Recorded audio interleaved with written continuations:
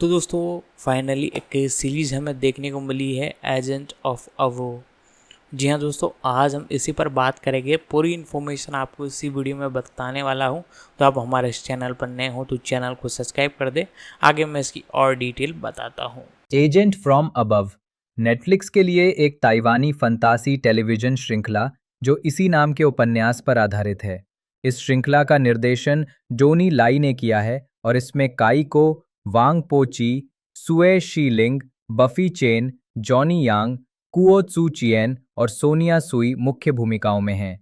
Agent from above का premiere 2 अप्रैल 2026 को हुआ और इसमें 8 एपिसोड शामिल हैं। ढालना मुख्य काई को हान चीहे के रूप में, एक अपराधी जो तीसरे युवराज का मोहरा बन गया।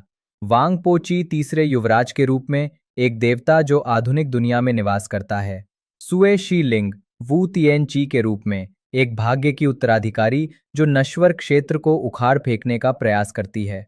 बफी चेन ये त्सू के रूप में, एक विश्वविद्यालय की छात्रा जो रक्त कैंसर से पीड़ित है। जॉनी यांग चांगमिन के रूप में, एक पुलिस अधिकारी जिसके पास भूतों को देखने की क्षमता है। कुओ त्सु चियन ड्रैगन प्रिंस के रूप में, एक ठग जो दावशी होने का ढोंग करता है। सोनिया सुई पुनरावर्ती, Chris Pan, Phil Hou, Chen Yi Wen, David Chao, Kurt Xiao, Da Her लिन। उत्पादन विकास 10 दिसंबर 2019 को। सिंगापुर की MM2 एंटरटेनमेंट और ताइवान की काईचांग इंटरनेशनल और गुड फिल्म्स वर्कशॉप ने इस श्रृंखला की घोषणा की। ये ताइवानी उपन्यासकार शिंग जी के इसी नाम के उपन्यास पर आधारित थी।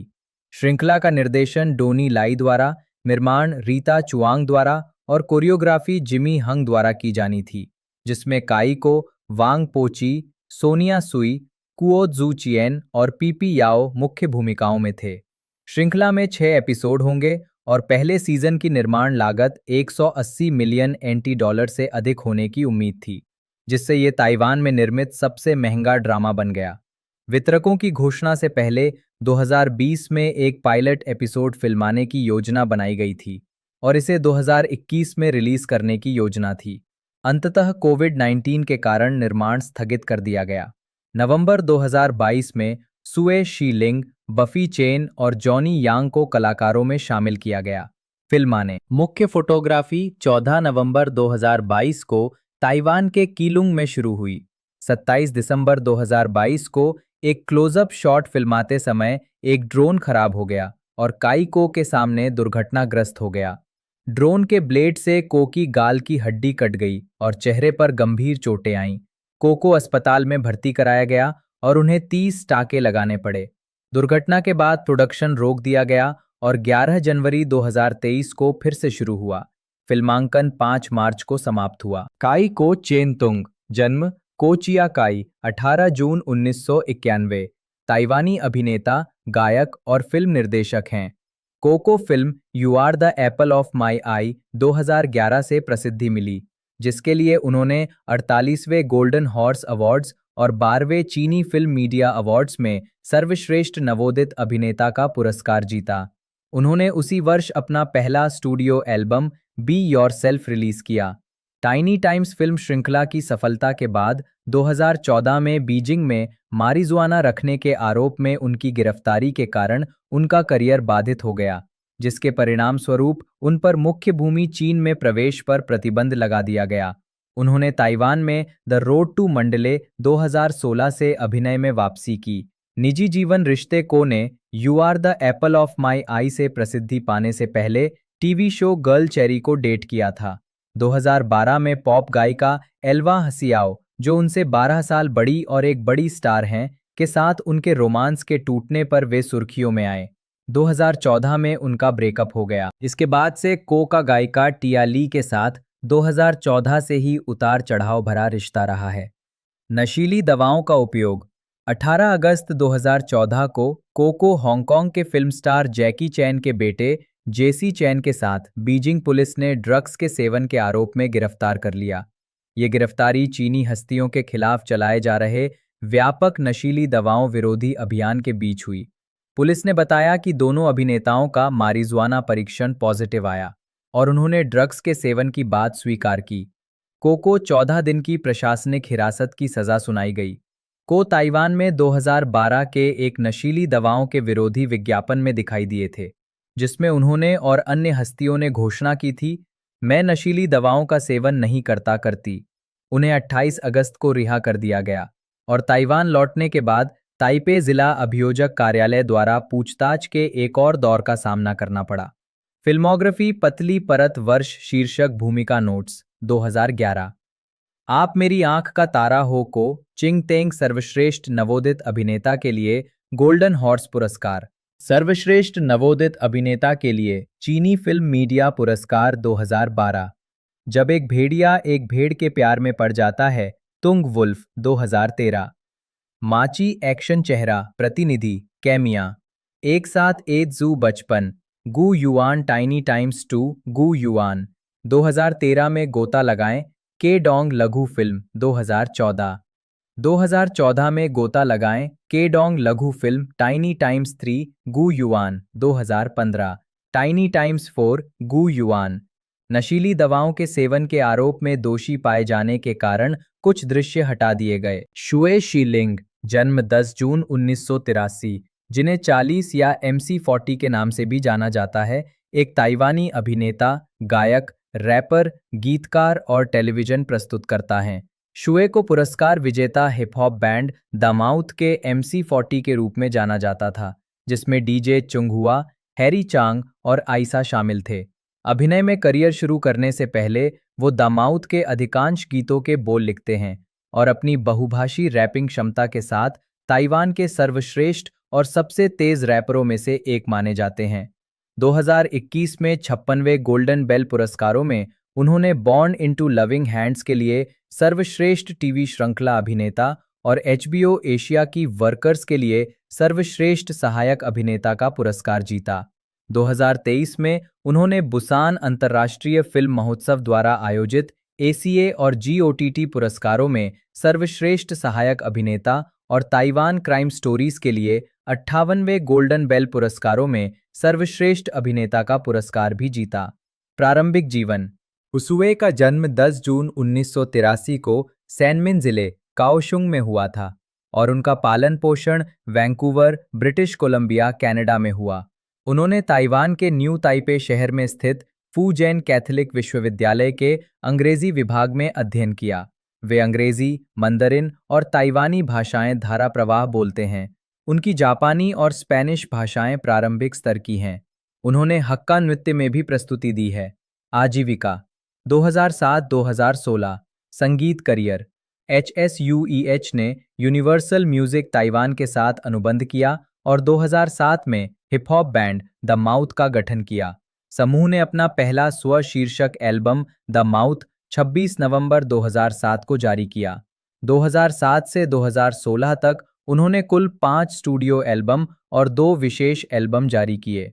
अधिकांश गीतों के बोल HSUEH द्वारा लिखे गए थे। द माउथ ने 2008 में 19वें गोल्डन मेलोडी अवार्ड्स और 2011 में 22वें गोल्डन मेलोडी अवार्ड्स में सर्वश्रेष्ठ गायन समूह का पुरस्कार जीता। स्वास्थ्य संबंधी चिंताओं और भविष्य की योजनाओं के कारण द माउथ के चारों सदस्यों ने अपने 5वें स्टूडियो एल्बम व्हाट द की रिलीज के बाद अपने अनुबंधों का नवीनीकरण न करने का विकल्प चुना। 2010-2016 कार्यक्रम की मेजबानी और अभिनय। HSUEH ने 2010 में टीवी कार्यक्रम की मेजबानी शुरू की। 2016 तक उन्होंने लंबे समय से चल रहे मनोरंजन समाचार कार्यक्रम शोबिस सहित 6 टीवी कार्यक्रमों की मेजबानी की थी। 2011 में HSUEH ने अपनी पहली टीवी श्रृंखला पर्ल्स ऑफ लव में अभिनय किया। इसके बाद उन्होंने द माउथ के भंग होने तक लगातार और क्रमिक रूप से अपने गायन, अभिनय और होस्टिंग करियर को विकसित किया। 2016 वर्तमान अभिनय करियर पर ध्यान केंद्रित हुए। फिलहाल अभिनय पर ध्यान केंद्रित कर रहे हैं। उनका कहना है, मुझे लगता है कि एक अभिनेता होने का मतलब है दर्शकों और सिनेमाई कहानी कहने का माध्यम बनना, दोनों दुनियाओं के सर्वश्रेष्ठ तत्वों को जोड़ना और दर्शकों को फिल्म में घटित घटनाओं की भावनाओं से जुड़ाव महसूस कराना। उदाहरण के लिए, अगर आप अपनी बाहों से लेजर किरणें छोड़ें या आपकी बाहों से मकड़ी का जाला निकले, क्या इससे दर्द होता है? क्या जलन होती है? क्या चुभन होती है? क्या आप इसे नियंत्रित कर सकते हैं? मेरा मतलब है ये बहुत मज़ेदार है और अभिनय और फिल्म के जादू के माध्यम से हम वास्तव में दर्शकों को इससे जुड़ाव महसूस करा सकते हैं। 2021 से 2023 तक उस्वे को उनके अभिनय के लिए 7 नामांकन और 4 पुरस्कार प्राप्त हुए। 2021 में HSUEH ने 56वें गोल्डन बेल पुरस्कारों में बॉर्न इनटू लविंग हैंड्स के लिए सर्वश्रेष्ठ अभिनेता टीवी श्रृंखला और वर्कर्स के लिए सर्वश्रेष्ठ सहायक अभिनेता मिनी सीरीज टीवी फिल्म का पुरस्कार जीता, जिससे वो दर्शकों के बीच एक जाने माने अभिनेता के रूप में स्थापित हो गए। 2022 में 57वें गोल्डन बेल अवार्ड्स में HSUEH को गोल्ड लीफ के लिए सर्वश्रेष्ठ सहायक अभिनेता टीवी सीरीज और यू हैव टू किल मी के लिए सर्वश्रेष्ठ सहायक अभिनेता मिनी सीरीज टीवी फिल्म के लिए नामांकित किया गया था। 2023 में उन्होंने बुसान अंतर्राष्ट्रीय फिल्म महोत्सव द्वारा आयोजित ACANGOTT पुरस्कारों में सर्वश्रेष्ठ सहायक अभिनेता का पुरस्कार जीता और ताइवान क्राइम स्टोरीज के लिए 58वें गोल्डन बेल पुरस्कारों में सर्वश्रेष्ठ अभिनेता का पुरस्कार भी जीता। आई ऑफ द स्टॉर्म में उनके अभिनय के लिए उन्हें 2023 ताइपे फिल्म पुरस्कारों में सर्वश्रेष्ठ सहायक अभिनेता के लिए नामांकित किया गया था। हुसुए निडर होकर विभिन्न भूमिकाओं को निभाते हैं और बहुमुखी प्रतिभा का प्रदर्शन करते हैं। उन्होंने एक निर्माण मजदूर, 1950 के दशक के एक समलैंगिक चित्रकार और एक मोहित लेकिन शातिर व्यवसायी जैसे कई किरदारों को निभाया है। हाल ही में उन्होंने born for the spotlight, the world between us two और एजेंट फ्रॉम अबव जैसी भव्य फिल्मों का निर्माण पूरा किया है। अब वे ताइवान, इंडोनेशिया, चेक गणराज्य के संयुक्त निर्माण मैलीस में मुख्य भूमिका निभाने के लिए तैयार हैं। निजी जीवन। दिसंबर 2021 में एक साक्षात्कार में हुसुए ने स्वीकार किया कि वो 8 साल से एक गैर सेलिब्रिटी के साथ रिश्ते में हैं और ये सिलसिला जारी है। फिल्मोग्राफी पतली परत, वर्ष अंग्रेजी शीर्षक, मूल शीर्षक भूमिका नोट्स। 2009 प्यार आई तौदी, परिचयकर्ता 2012 प्रकाश का स्पर्श, यग्वांग फिशांग सीएन, भविष्य को पत्र, मुझे ये पसंद है सीएन लघु फिल्म 2014, 1 मिनट और जेआओ ई फिनगोक नेन 2017, कृपया उससे प्यार करें, ये एक अच्छा विचार है, लॉरेंस सकाना, ओटोको यानन सियांग, सीएनची टेलीविजन फिल्म 2018, एकल दिन हालो, एशिमा पै यिंगची 2019, शिक्षक, मेरे पास एक अच्छा विकल्प है जो आरपीजी जोयाई न्यूरन, आरपीजी लू येन 2022, तुम्हें मुझे मारना होगा, मेरे लिए ये एक अच्छा विचार है, वांग यूथ से टेलीविजन फिल्म, गोलियों की आवाज़ सेजेंग, बफी चेन यान फेई, चीनी जन्म 9 अगस्त 2000, ताइवान की एक अभिनेत्री हैं। विश्वविद्यालय में पढ़ाई के दौरान ही उन्होंने drama film the silent forest 2020 में याओ बेई बेई के किरदार से अपने अभिनय करियर की शुरुआत की। इस भूमिका के लिए चेन ने 57वें गोल्डन हॉर्स अवार्ड्स में सर्वश्रेष्ठ नवोदित कलाकार और 23वें ताइपे फिल्म अवार्ड्स में सर्वश्रेष्ठ नवोदित प्रतिभा का पुरस्कार जीता। तब से चेन ने कई प्रस्तुतियों में अभिनय किया है, जिनमें drama film little big women 2020, रहस्यमय थ्रिलर श्रृंखला द पॉन्ड 2021 और फंतासी श्रृंखला ट्विस्टेड स्ट्रिंग्स 2022 शामिल हैं। नेटफ्लिक्स की राजनीतिक थ्रिलर श्रृंखला वेव मेकर्स 2023 में जो चाओ के किरदार के लिए उन्हें 5वें एशिया कंटेंट अवार्ड्स में rising star of the year का पुरस्कार मिला। प्रारंभिक जीवन और शिक्षा। चेन का जन्म 9 अगस्त 2000 को हुआ था और वो अपनी बड़ी बहन के साथ पली बढ़ी। उनकी मां एक जूनियर हाई स्कूल में विशेष शिक्षा आवश्यकताओं की शिक्षिका के रूप में काम करती थीं। चेन ने कम उम्र में ही आधुनिक नृत्य सीखना शुरू कर दिया था और नृत्य शिक्षिका बनने की आकांक्षा रखती थीं। उन्होंने अपने प्राथमिक विद्यालय की नृत्य टीम में शामिल होकर मंच पर प्रदर्शन किया, जो उन्हें आनंददायक अनुभव लगा। जूनियर हाई स्कूल के दौरान चेन ने अपना अधिकांश समय कोचिंग सेंटर में पढ़ाई करने में लगाया। अकादमिक माहौल को अत्यधिक कठिन पाते हुए चेन ने हाई स्कूल के लिए वाकोंग आर्ट्स स्कूल में आवेदन करने का विकल्प चुना। जूनियर हाई स्कूल के तीसरे वर्ष में चेन को एक ड्रामा सीरीज में एक छोटी सी भूमिका मिली, जिससे अभिनय में उनकी रुचि जागृत हुई। वाकोंग में नाटक की कक्षाएं लेने के बाद अभिनय के प्रति उनका जुनून और भी बढ़ गया। वाकांग में प्रदर्शन कला कार्यक्रम से स्नातक होने के बाद चेन ने चीनी संस्कृति विश्वविद्यालय में विज्ञापन डिजाइन में मेजर करते हुए दाखिला लिया, लेकिन 2020 में अपने पहले वर्ष के दौरान नाटक फिल्म द साइलेंट फॉरेस्ट में एक अभिनय भूमिका जीतने के बाद अपनी पढ़ाई निलंबित कर दी, जो परीक्षा अवधि के साथ मेल खाती थी। आजीविका चेन का साक्षात्कार नवंबर 2020 में एलए ताइवान द्वारा लिया गया था। 2020 में चेन ने ऑडिशन दिया और feature film the silent forest में बेई बेई की भूमिका हासिल की, जो एक बहरी किशोरी थी और अपने सहपाठियों द्वारा यौन उत्पीड़न का शिकार हुई थी।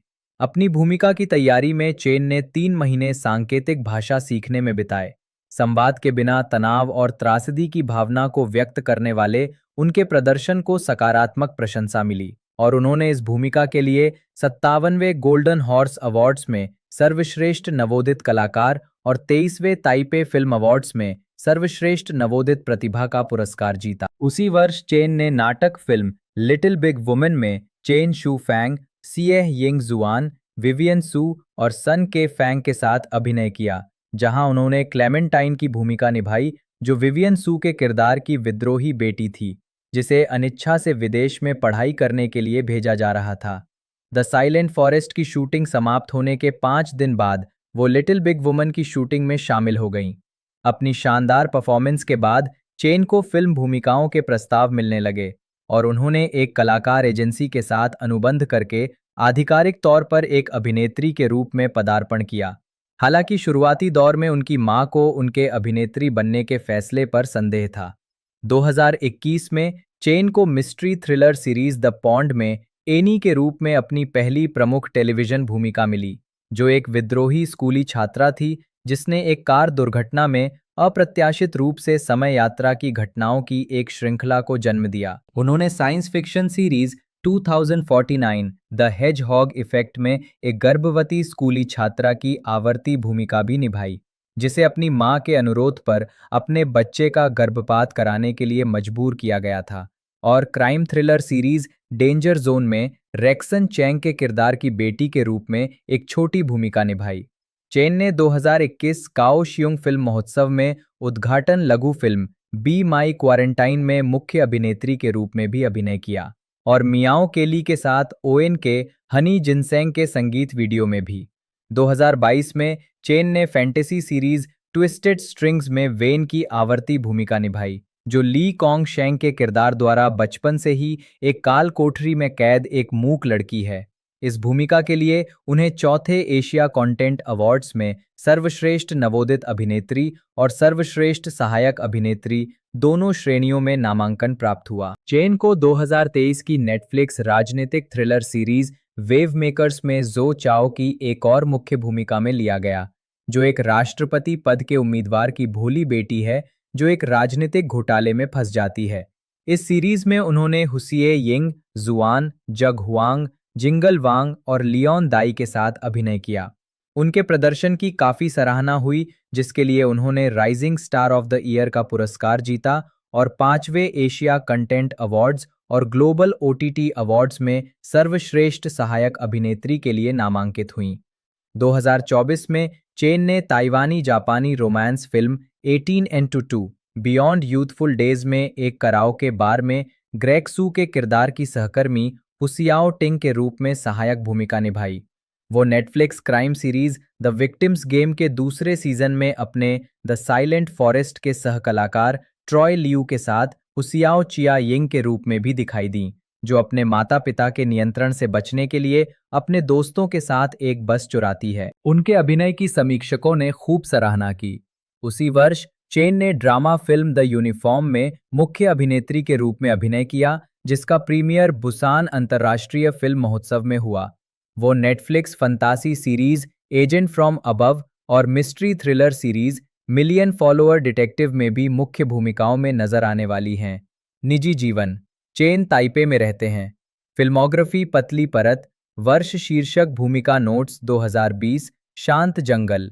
याओ बेई बेई। कुओ जूचियन, जन्म 14 मार्च 1974, एक ताइवानी हास्य अभिनेता, मेजबान और अभिनेता हैं।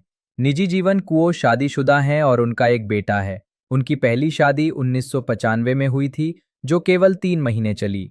सिंचू शहर के पूर्व मेयर लिन जुनगजर उनके बड़े चचेरे भाई हैं।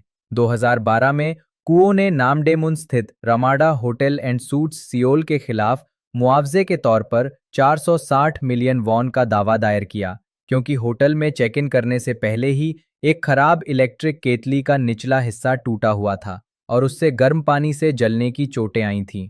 जनवरी 2012 में जब ये घटना हुई, तब वो अपनी पत्नी और बेटे के साथ सियोल में छुट्टियां मना रहे थे। अगस्त 2013 में सियोल सेंट्रल डिस्ट्रिक्ट कोर्ट ने उनके दावे को खारिज कर दिया। इसके जवाब में कुओ ने कई ताइवानी टेलीविजन हस्तियों के साथ विरोध प्रदर्शनों की एक श्रृंखला शुरू की और ताइवान मानवाधिकार संघ में एक याचिका दायर की, जिस पर 10,000 हस्ताक्षर प्राप्त हुए। 2015 में अभिनेत्री चियांग सूपिंग ने रात 8 बजे प्रसारित होने वाले नाटक लव यू अनकंडीशनली में कुओ चू चियन की बेटी की भूमिका निभाई। उस दृश्य में कुओ चू चियन को चियांग सूपिंग को थप्पड़ मारना था, लेकिन जाहिरा तौर पर उन्होंने बल को ठीक से नियंत्रित नहीं किया, जिससे चियांग सूपिंग को हल्की चोट और आंतरिक कान में असंतुलन हो गया, जिसके कारण उन्हें 1 साल तक आराम करना पड़ा। हालांकि चियांग सूपिंग को स्वास्थ्य संबंधी समस्याओं का सामना करना पड़ा। वो न केवल फिर कभी व्यायाम नहीं कर सकीं, बल्कि घर पर बैठे बैठे भी कभी कभी उन्हें कपकपी महसूस होती थी। सबसे खराब स्थिति में वो स्क्वाट या दौड़ भी नहीं सकती थी, जो निस्संदेह उनके लिए एक बड़ा झटका था।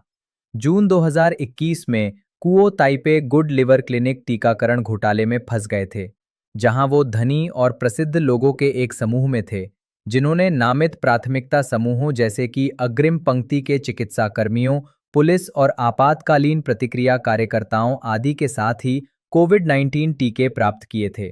चयनित फिल्मोग्राफी टेलीविजन श्रृंखला। वर्ष अंग्रेजी। शीर्षक, मूल शीर्षक, भूमिका नोट्स 1900 अनेबिनाफ, सुखी परिवार, चैन जाफुक, थ्रोजा लायहन, प्लम्बर कैमिया 1991, जियायू जियान क्यूई, जायो सेंची, चोर कैमिया 1994, स्वर्ग की तलवार और ड्रैगन कृपाण, विठियन तूलोंगी, हु क्विंगन्यू 1997, चार बेटियां, ची चेंजिन, बूढ़ा आदमी 2002, आदर्श पड़ोसी, मुझे ये याद रखना चाहिए, कुओ यिंग जून 2005, ताइपे परिवार, जूजोबैन जूयोबैन, कुओ फू कियान 2006, अद्भुत रणनीतिकार, लियू बोबैन, शंजी म्याओसन ल्यूबोवन चांगसन जे, कै यी दाओ 2007, ब्राउन शुगर मैकियाटो, हैथांग माचीदो, श्री फी 2008, प्यार या रोटी, मेरे पास एक अच्छा विकल्प है, ज़ेंग हुओ शू 2011, छेजू, जिया प्रतिबंध 6 दिन पहले, सू झेंग दे 2014, जाओ अकेली महिला, शांग लियो सुकन्यू, श्रीमान 2014, एक्स डॉर्मेट्री, ऊजिकी एक्स सुस्स, न्यू बाओजी 2019, शाश्वत सद्गुण, चंचाओ जेगी, लू या जी माली, डिंग बा 2019, घर वापस जा रहा हूं, मुझे ये याद रखना चाहिए, कुओ फू चेंग। सोनिया सुई, जन्म 22 अक्टूबर 1980, ताइवानी अभिनेत्री, टेलीविजन होस्ट और मॉडल हैं। वो 2010 की टेलीविजन श्रृंखला द फियर्स वाइफ में हुसिएह आन चेन की भूमिका के लिए सबसे अच्छी तरह से जानी जाती हैं। जीवन और करियर। सुई का जन्म 22 अक्टूबर 1980 को ताइवान के नानटो काउंटी में हुआ था। 13 वर्ष की आयु में सुई को पोलैंड भेजा गया, जहां उन्होंने पोजनान में अपनी जूनियर हाई स्कूल की शिक्षा पूरी की। इसके बाद वे विन्नीपेग मैनिटोबा कनाडा चली गईं, जहां उन्होंने अपनी हाई स्कूल की पढ़ाई पूरी की और विन्नीपेग विश्वविद्यालय में मनोविज्ञान का अध्ययन करने गईं। कार्यक्रम पूरा करने के बाद सोनिया ताइपे लौट आईं और मॉडलिंग में अपना करियर बनाने लगीं। हाल के वर्षों में सुई ने अभिनय और टेलीविजन शो की मेजबानी में सफलता हासिल की है। उन्होंने कई टेलीविजन श्रृंखलाओं और फिल्मों में अभिनय किया है, जिनमें प्रशंसित मैजिशियंस ऑफ लव और the year of happiness and love शामिल हैं। साथ ही कई एंडोर्समेंट डील भी हासिल की हैं। सुई 2008 में गोल्डन हॉर्स अवार्ड समारोह की सह मेजबान भी थीं। 2018 में उन्होंने अपना खुद का क्लोथिंग ब्रांड सुई टैंग टैंग शुरू किया। सितंबर 2018 में उन्होंने अपने तीसरे बच्चे ओली के जन्म की घोषणा की। निजी जीवन। सुई 2004 से 2012 तक हाउ याओ के साथ रिश्ते में थीं। फिर उन्होंने 2015 में टोनी हुसिये से शादी की। 30 अगस्त 2015 को उन्होंने एक बेटे मैक्स को जन्म दिया। उनकी दूसरी संतान एक बेटी जिसका नाम लूसी है का जन्म 1 फरवरी 2017 को हुआ। उनकी तीसरी संतान का जन्म 18 दिसंबर 2018 को हुआ जिसका नाम ओली रखा गया। फिल्मोग्राफी पतली परत वर्ष अंग्रेजी शीर्षक मूल शीर्षक भूमिका नोट्स 2007 सर्फ करने लायक बेहतर स्थिति लागू नहीं लानी अली काई ताइवानी रिलीज आवाज 2009 प्रेम की शक्ति व ए फादेन टीना लघु फिल्म 2010 टॉय स्टोरी 3 लागू नहीं बारबी ताइवानी रिलीज आवाज 2011 पूरा करना मिंगुन फाजकशी चेन टिंग 2012 जब कल आता है सीरदे कियुक मीलू आइरिस खंड उपचार 2012 बीज चंजी हरा लघु फिल्म 2012 द फियर्स वाइफ अंतिम एपिसोड शीली रंची चैशुख्वाई शिंगफूनन बुनन हुसिये आन चेन 2012 एक साथ तिएन मीमीत लिली 2013 12 रातें सरा ये लागू नहीं वृत्तचित्र निर्माता के रूप में 2014 त्वा टियू तियान दादौचंग एचुन 2015 जो महिलाएं इश्कबाजी करती हैं साचो न्यूरन से होमिन हेले ताइवानी coming of age romance film है। ये ताइवानी लेखक गिडेंस को के इसी नाम के अर्ध आत्मकथात्मक उपन्यास पर आधारित है जिन्होंने इस फिल्म से निर्देशन में भी पदार्पण किया। फिल्म में को चेन तुंग में को चिंग टेंग की भूमिका निभाई है जो एक शरारती और नटखट छात्र है जो अंततः एक लेखक बन जाता है। मिशेल चेन ने शेन चियाई की भूमिका निभाई है जो एक मेधावी छात्रा है और अपनी कक्षा के लड़कों के बीच बहुत लोकप्रिय है। You are the apple of my eye की शूटिंग लगभग पूरी तरह से चांगहुआ काउंटी में ही हुई थी जिसमें गिडेंस के हाई स्कूल भी शामिल है। फिल्म के मुख्य गीत दोज ईयर्स के बोल गिडेंस ने लिखे थे। ये गीत जिसे जनता ने खूब सराहा 48वें गोल्डन हॉर्स अवार्ड्स में सर्वश्रेष्ठ मूल फिल्म गीत के लिए नामांकित किया गया था। फिल्म का विश्व प्रीमियर 25 जून 2011 को 13वें ताइपे फिल्म महोत्सव में हुआ और बाद में इसे 19 अगस्त को ताइवानी सिनेमाघरों में रिलीज किया गया। फिल्म समीक्षकों द्वारा खूब सराही गई इस फिल्म ने ताइवान, हांगकांग और सिंगापुर में बॉक्स ऑफिस के रिकॉर्ड बनाए। को चेन तुंग ने फिल्म में अपनी भूमिका के लिए गोल्डन हॉर्स अवार्ड्स में सर्वश्रेष्ठ नवोदित कलाकार का पुरस्कार जीता। कथानक कहानी 1994 में शुरू होती है। शेन चियाई एक मेधावी छात्रा है जो अपने शिक्षकों और सहपाठियों के बीच लोकप्रिय है। को चिंग टेंग एक शरारती और कमजोर छात्र है जो जूनियर हाई स्कूल से उसका सहपाठी होने के बावजूद दावा करता है कि उसे चियाई में कोई दिलचस्पी नहीं है। जब चियाई अपनी पाठ्यपुस्तक भूल जाती है तो चिंग टेंग उसे अपनी पाठ्यपुस्तक दे देता है, ये दिखावा करते हुए कि वो भूल गया है और शिक्षक द्वारा दंडित किया जाता है। इससे प्रभावित होकर चियाई उसे अच्छे अंक लाने के लिए प्रोत्साहित करने के लिए अभ्यास परीक्षाएं तैयार करती है और वे करीब आ जाते हैं। चिंग टेंग के अंक धीरे धीरे सुधरने लगते हैं। चियाई एक शिक्षक के खिलाफ चिंग टेंग का बचाव करती है और दंडित होती है जिससे चिंग टेंग और उसके दोस्तों का सम्मान प्राप्त होता है। स्नातक होने पर चिंग टेंग ने नेशनल चियाओतुंग विश्वविद्यालय में दाखिला लिया। चियाई जो परीक्षा के दौरान बीमार थी और जिसका प्रदर्शन खराब रहा, अपने औसत दर्जे के परीक्षा परिणामों के कारण केवल national Taipei university of education में ही प्रवेश पा सकी। निराश और दुखी चियाई को चिंग टेंग ने सांत्वना दी जो लगभग हर रात विश्वविद्यालय से उसे फोन करता था। उसी वर्ष सर्दियों की छुट्टियों के दौरान दोनों पहली बार डेट पर गए जहां चिंग टेंग ने चियाई से पूछा कि क्या वो उसे पसंद करती है। हालांकि उसे डर था कि वो मना कर देगी, इसलिए उसने उसका जवाब न सुनने का फैसला किया। बाद में चिंग टेंग ने एक फाइट नाइट का आयोजन किया और चियाई को देखने के लिए आमंत्रित किया ताकि वो अपनी ताकत से उसे प्रभावित कर सके, लेकिन चियाई को ये बचकाना और परेशान करने वाला लगा। इससे चिंग टेंग नाराज हो गया जिससे दोनों के बीच झगड़ा शुरू हो गया और उन्होंने एक दूसरे से बात करना बंद कर दिया।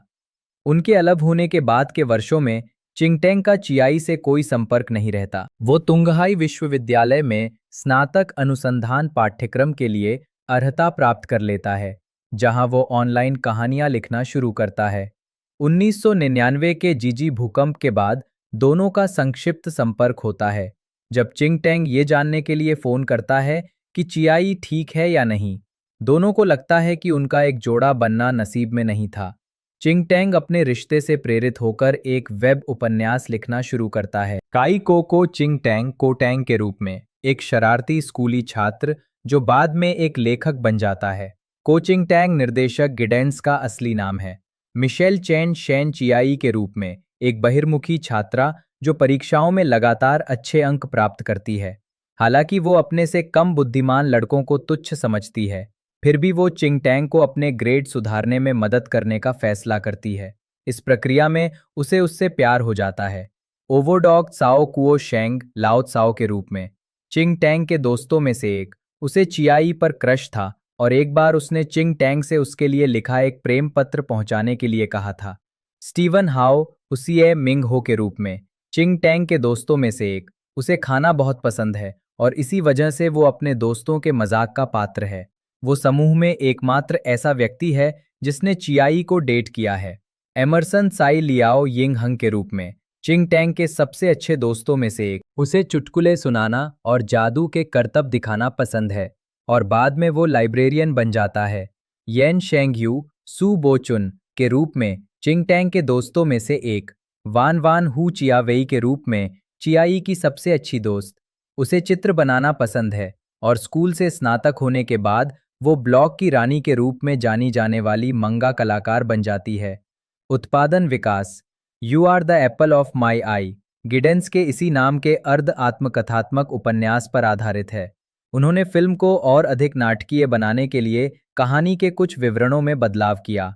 उदाहरण के लिए, चिंग टैंग और चियाई की लड़ाई वास्तव में फोन पर हुई थी, न कि बारिश में जैसा कि दिखाया गया है। गिडेंस ने कहा, हालांकि फिल्म में घटनाओं के कुछ कारणों को बदल दिया गया था, मुख्य कथानक अपरिवर्तित रहा। जब उनसे पूछा गया कि क्या वे बॉक्स ऑफिस पर ताइवानी फिल्मों की हालिया सफलता से दबाव महसूस कर रहे थे, तो उन्होंने जवाब दिया, नहीं, मैं इस बात से अधिक दबाव महसूस करता हूं कि फिल्म देखने में अच्छी है या नहीं, क्या ये बॉक्स ऑफिस पर सफल होगी और क्या ये मेरे लिए शर्मिंदगी का कारण बनेगी।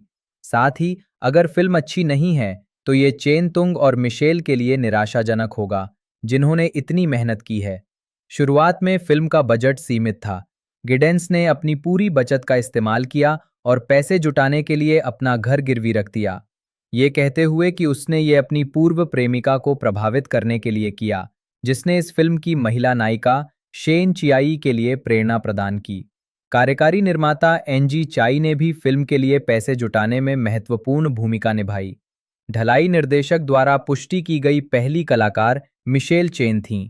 माय पेपर ने बताया कि गिडेंस पहली मुलाकात में ही उनसे आकर्षित हो गए थे और उन्होंने कहा कि वो असली शेन चियाई से मिलती जुलती थीं। चेन ने इससे पहले ताइवानी टेलीविजन ड्रामा सीरीज जैसे वाई वाई लव और मिस नो गुड में अभिनय किया था। हालांकि वो अपनी 2009 की फिल्म हियर मी के लिए अधिक जानी जाती थीं। चेन ने इस भूमिका के लिए वजन कम करने के लिए डाइटिंग की और कहा कि वो निर्देशक को निराश नहीं करना चाहती थीं। गिडेंस ने बाद में अन्य कलाकारों के चयन के लिए उन्हें आधार बनाया। मुख्य पुरुष कलाकार के चयन की प्रक्रिया सबसे लंबी थी और कई ऑडिशन के बाद कई मशहूर हस्तियों ने भाग लिया। गिडेंस ने पहली बार अभिनय कर रहे को चेन तुंग को चुना क्योंकि उन्हें लगा कि उन्होंने हर ऑडिशन में अपने अभिनय कौशल में काफी सुधार दिखाया है। गिडेंस को उनका रवैया पसंद आया क्योंकि उन्होंने ऑडिशन से ठीक पहले को चेन तुंग को एक कोने में छिपकर स्क्रिप्ट का गहन अध्ययन करते हुए देखा था। निर्देशक ने अपने हाई स्कूल के दोस्तों की भूमिकाओं के लिए आओ चुआन, येन शेंग यू, हाओ शाओ वैन और साई चांग सियन को चुना। उन्होंने हाओ शाओ वैन को एक प्रभावशाली वक्ता, साई चांग सियन को एक बहुत अच्छा शरारती और आओ चुआन को आत्मविश्वासी बताया। हू चिया वेई ने खुद को एक किशोरी के रूप में चित्रित किया। गिडेंस ने उन दोनों को प्रकाशन जगत के जे चो और जोलिन साई के रूप में वर्णित किया है।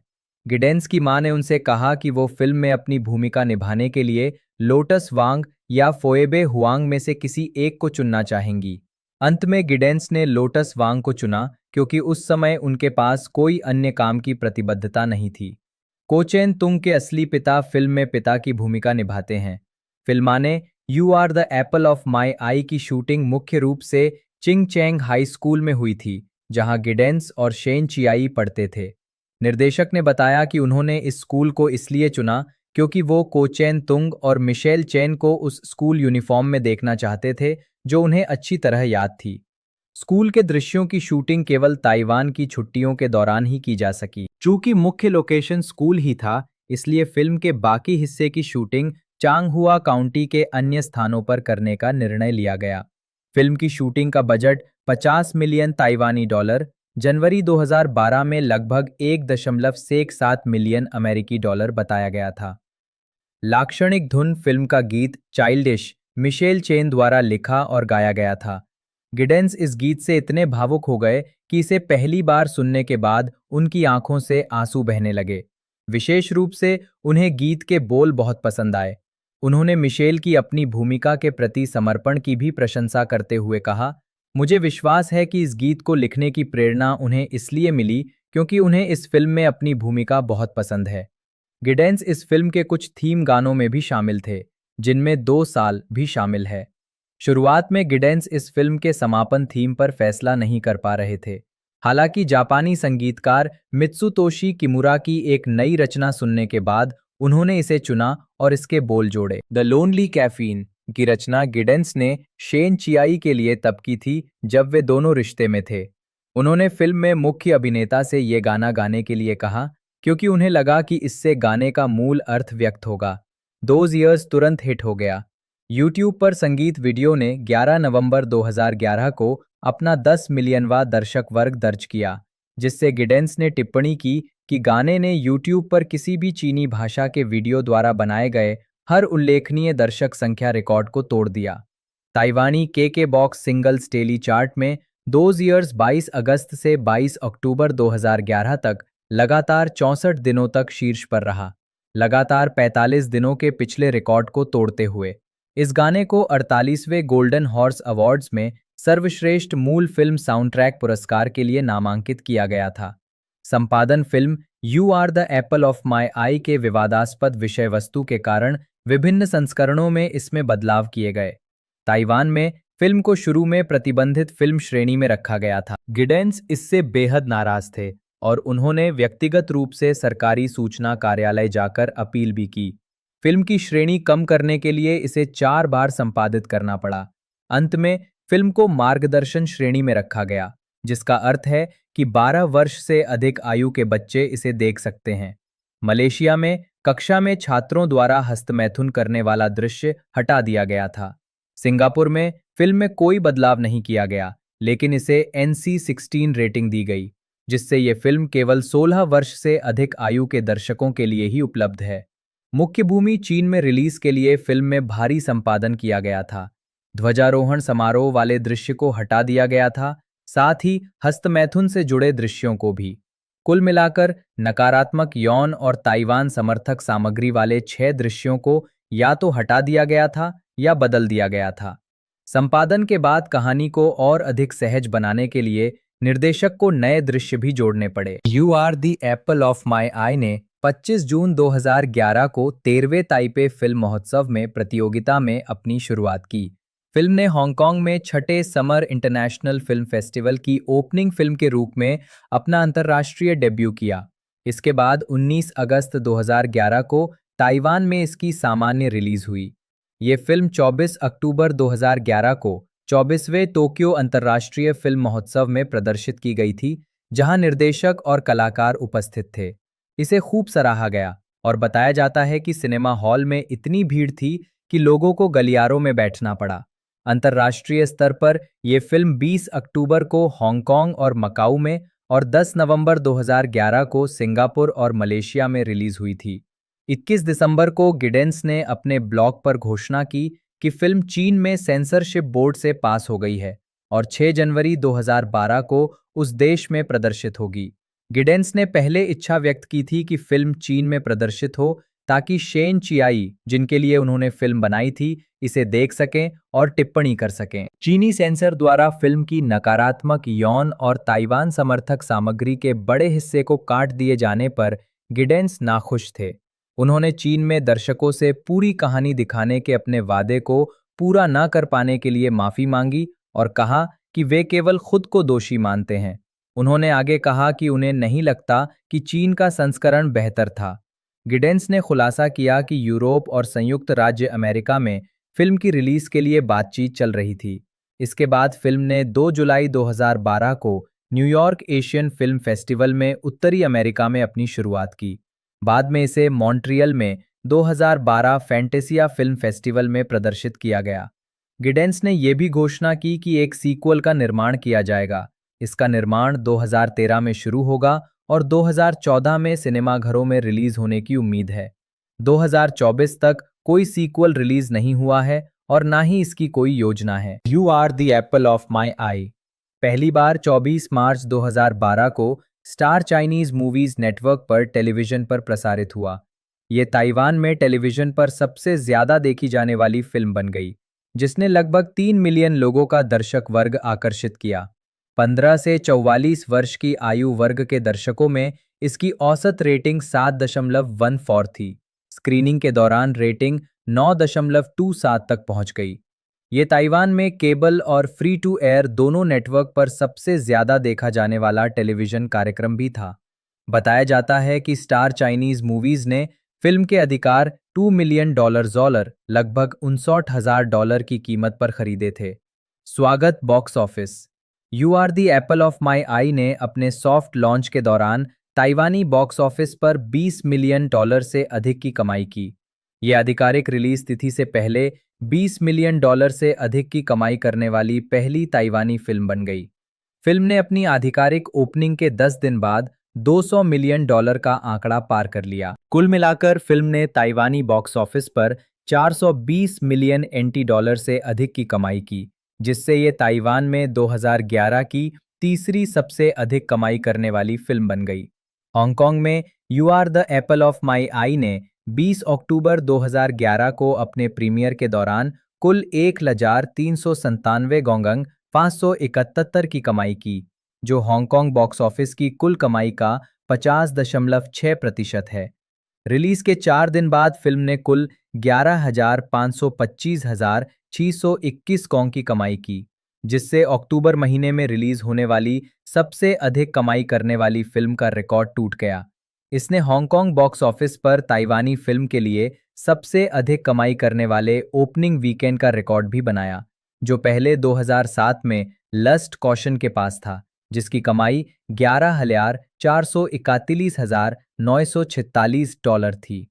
इस फिल्म ने 2011 में हांगकांग में पहले 4 दिनों में सबसे अधिक दर्शकों की संख्या दर्ज की, जिसमें 211,163 दर्शक आए, और इसने 3D sex and Zen extreme ecstasy के पिछले रिकॉर्ड 143,222 को तोड़ दिया। इस फिल्म ने 2011 में किसी 2D फिल्म की 4 दिनों की सबसे अधिक कमाई का रिकॉर्ड भी बनाया और लगातार 4 सप्ताहों तक हांगकांग के सिनेमाघरों में सबसे अधिक कमाई करने वाली फिल्म बनी रही।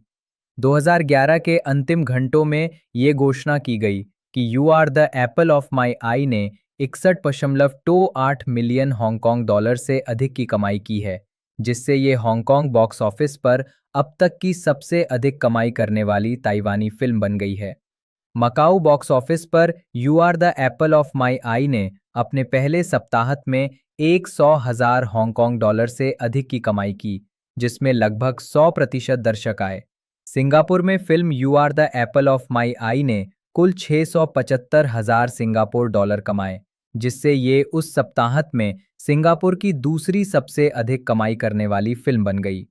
फिल्म की NC-16 रेटिंग, जिसका अर्थ था कि केवल 16 वर्ष से अधिक आयु के दर्शकों को ही प्रवेश दिया जा सकता था, के बावजूद फिल्म के वितरक 20वीं सेंचुरी फॉक्स इससे हैरान रह गए। इस फिल्म ने सिंगापुर में किसी ताइवानी फिल्म के लिए सबसे बड़े ओपनिंग वीकेंड का रिकॉर्ड तोड़ दिया, जो पहले 2007 की फिल्म सीक्रेट के पास था। इसने मोंगा, केप नंबर 7 और लस्ट कॉशन जैसी अन्य ताइवानी फिल्मों के प्रदर्शन को पीछे छोड़ दिया। You are the apple of my eye 2011 में सिंगापुर बॉक्स ऑफिस पर सबसे अधिक कमाई करने वाली एशियाई फिल्म थी, जिसकी कमाई 2.93 मिलियन सिंगापुर डॉलर थी। चीनी बॉक्स ऑफिस पर you are the apple of my eye सबसे लोकप्रिय ताइवानी फिल्म बन गई, जिसने 2008 में केप नंबर 7 द्वारा बनाए गए पिछले रिकॉर्ड को पीछे छोड़ दिया। ये अपने पहले सप्ताहांत में तीसरी सबसे अधिक कमाई करने वाली फिल्म थी, जिसने लगभग 27 मिलियन युआन कमाए। फिल्म ने बाद में 13 जनवरी 2012 को 50 मिलियन युआन का सकल आंकड़ा पार कर लिया। महत्वपूर्ण प्रतिक्रिया।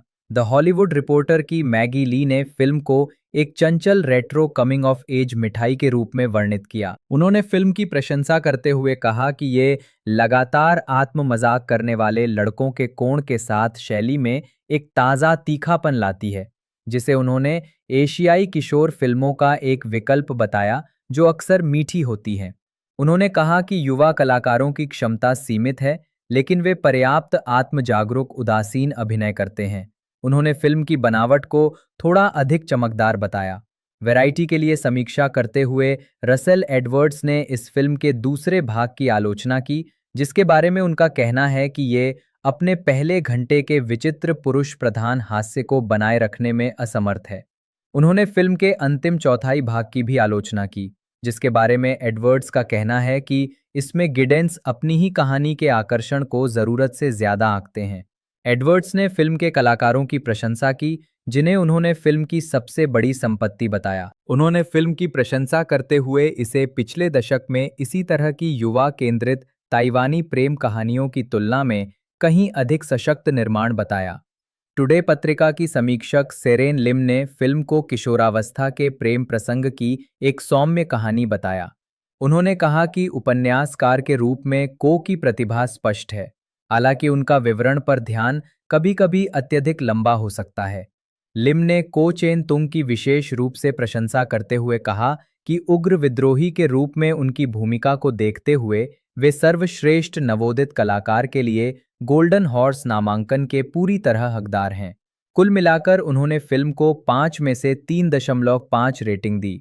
सिंगापुर स्थित माय पेपर के लिए लिखने वाले योंग शू हुम ने कहा कि फ्लैशबैक दृश्यों में अति भावुकता झलक सकती है। हालांकि समीक्षक ने आगे कहा कि हाई स्कूल रोमांस से जुड़े रोमांच, प्रतिद्वंदिता और दिल टूटने को पुरानी यादों और हास्य के साथ अच्छी तरह से चित्रित किया गया है, और इसे 5 में से 3 रेटिंग दी। एम टाइम्स मूवीज ने फिल्म को 2011 की दूसरी सर्वश्रेष्ठ चीनी फिल्म का दर्जा दिया। फिल्म बिजनेस एशिया ने फिल्म को 7/10 की रेटिंग दी, जिसमें डेरेक एली ने इसे एक आत्मविश्वासपूर्ण फिल्म और हर विभाग में बेहतरीन ढंग से प्रस्तुत बताया, जिसके कारण ये तथ्य आसानी से नज़रअंदाज हो जाता है कि इसमें कुछ भी मौलिक नहीं है। उन्होंने कलाकारों की प्रशंसा करते हुए कहा कि वे व्यक्तिगत रूप से अच्छी तरह से चुने गए हैं और एक समूह के रूप में सहज हैं। उन्होंने आगे कहा, दूसरे भाग के थोड़े धीमेपन को छोड़कर लगभग 2 घंटे की ये फिल्म सह कार्यकारी निर्देशक लियाओ द्वारा किए गए संक्षिप्त संपादन के साथ अच्छी तरह से बनी रहती है। उन्होंने फिल्म के कथानक का सारांश देते हुए कहा कि ये एक सरल किशोर रोमांटिक कॉमेडी है, दो विपरीत स्वभाव वाले लोगों के बीच क्या वे साथ होंगे नहीं होंगे की कहानी है, लेकिन इसका अंत एक शानदार क्लाइमैक्स के साथ होता है जो कुछ वास्तविक भावनाओं को व्यक्त करता है। You are the apple of my eye 2011 की ताइवानी रोमांटिक फिल्म है।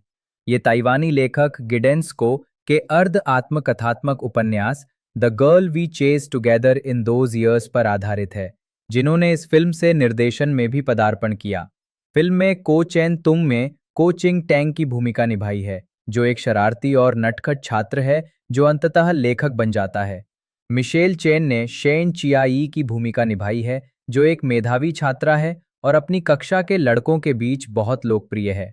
फिल्म का विश्व प्रीमियर 25 जून 2011 को 13वें ताइपे फिल्म महोत्सव में हुआ और बाद में इसे 19 अगस्त को ताइवानी सिनेमाघरों में रिलीज किया गया।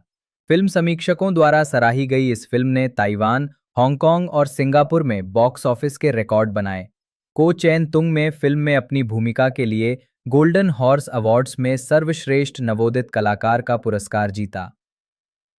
टाइनी टाइम्स फिल्म निर्माता। टाइनी टाइम्स 2013 में बनी एक चीनी रोमांटिक ड्रामा फिल्म है, जिसे गुओ जिंगमिंग ने लिखा और निर्देशित किया है।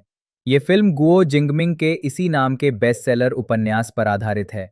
कहानी फिल्म की नायिका और मुख्य किरदार लिन शियाओ के इर्द गिर्द घूमती है, जिसका किरदार यांग मी ने निभाया है।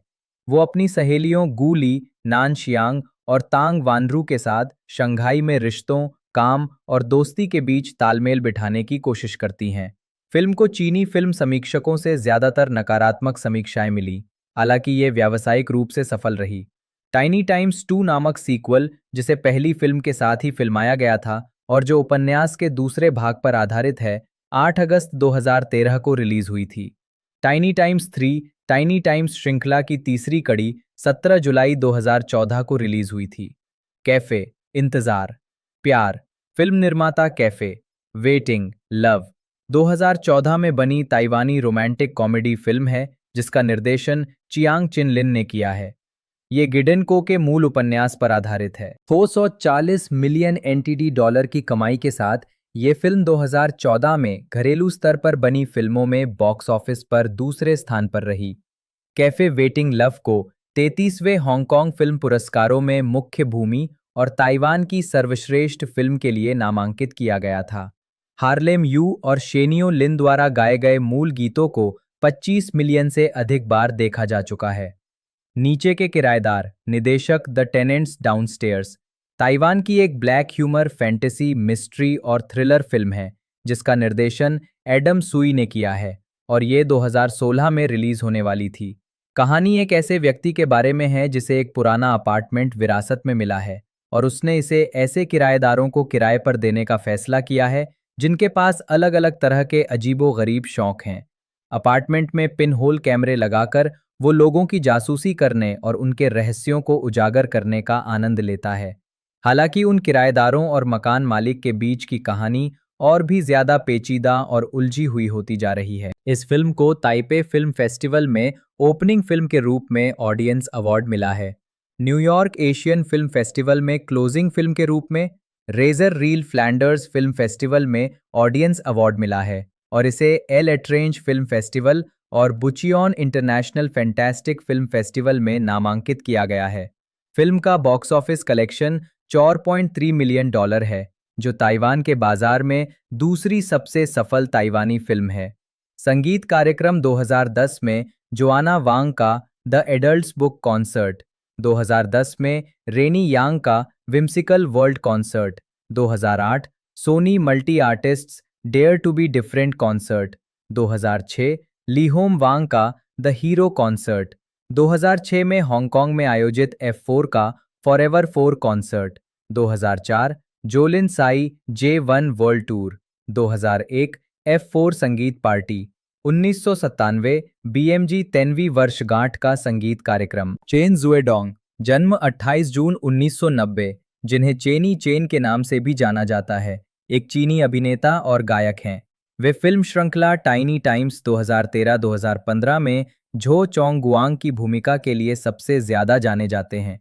आजीविका प्री डेब्यू चेन का जन्म वैनझो झेजियांग में हुआ था। उन्होंने 17 साल की उम्र में अंशकालिक मॉडल के रूप में काम किया। बाद में उन्होंने शंघाई संगीत विद्यालय से संगीत नाटक में डिग्री प्राप्त की। अभिनेता के रूप में अपने पदार्पण से पहले चेन ने कोरिया में क्यूब एंटरटेनमेंट में गायक बनने का प्रशिक्षण लिया और उन्हें BTOB के सदस्यों में चुना गया। 2012 में उन्होंने टाइनी टाइम्स में अपनी पहली अभिनय भूमिका की शूटिंग शुरू की। 2013-2015 छोटे छोटे दिन और बढ़ती लोकप्रियता। चेन ने गुओ जिंगमिंग द्वारा निर्देशित फिल्म टाइनी टाइम्स की पहली किश्त से बड़े पर्दे पर पदार्पण किया।